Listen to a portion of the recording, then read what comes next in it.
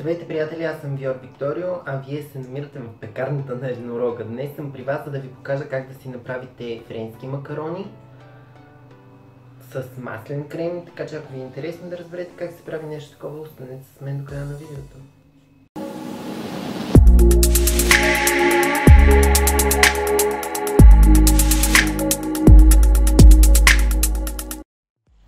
Първо разбивам белтъците с щипка сол. Когато белтъкът започне да се вдига, добавям захарта към него и продължавам да разбивам, докато не получа гъста лъскава смес. Ще познаете, че белтъкът ви е достатъчно разбит, когато при вдигането на изключения миксер от сместа тя оформя твърдо, остро връхче.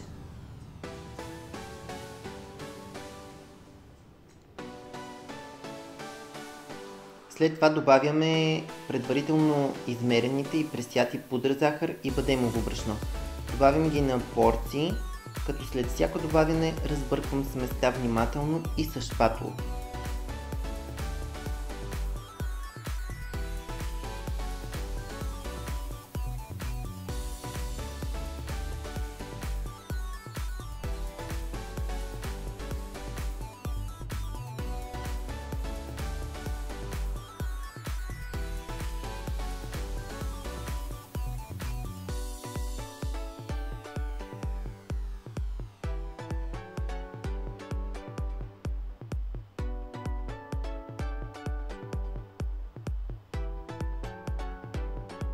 Когато добавим последната част сухи съставки към белтъка, добавяме и боя, ако искаме да отцветим нашите макарони.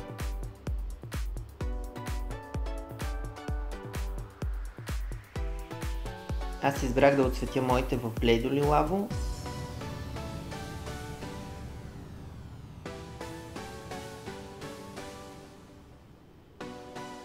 И отново разбърквам. Разбърквам от дъното на моята купа нагоре, завъртам и претривам сместа в стените на купата. Накрая сместа ви трябва да изглежда ето така.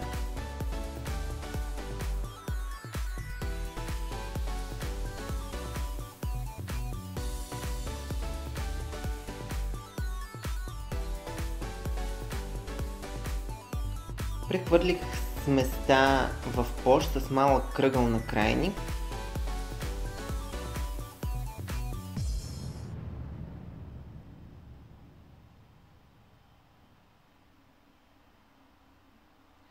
И започнах да шприцовам малки кръгчета в тава за печене.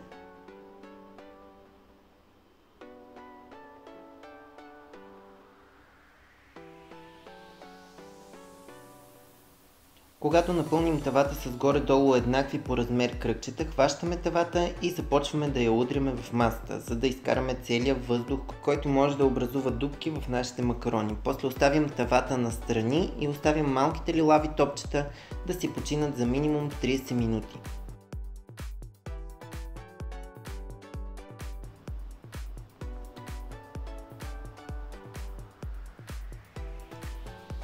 Ще разберете, че макароните ви са готови за печене, когато щом ги пипнете с пръст, по него не остава никаква смес. Печем на 125 градуса за 10-12 минути.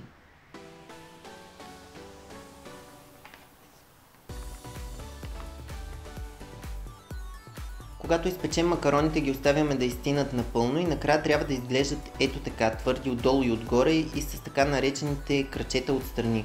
А ето това става, когато не избиете добре въздуха от сместа преди да я изпечете, макароните се напукват.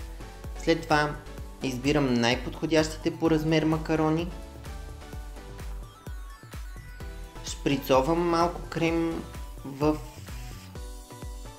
средата на едната половинка и слепвам.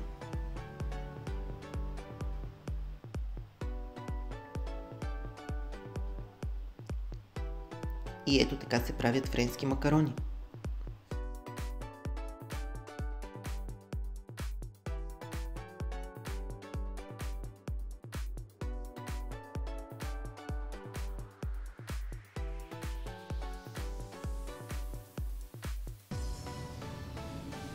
Това беше всичко от мен за днес. Надявам се клипчето ми да ви е харесало. Ако е така, натиснете бутона абониране отдолу. Също така натиснете камбанката до бутона абониране, за да получавате известия всеки път, когато качвам ново видео. Ще се радвам да посетите моя блог, където можете да намерите пълния списък с продуктите, които са ви необходими за тази рецепта.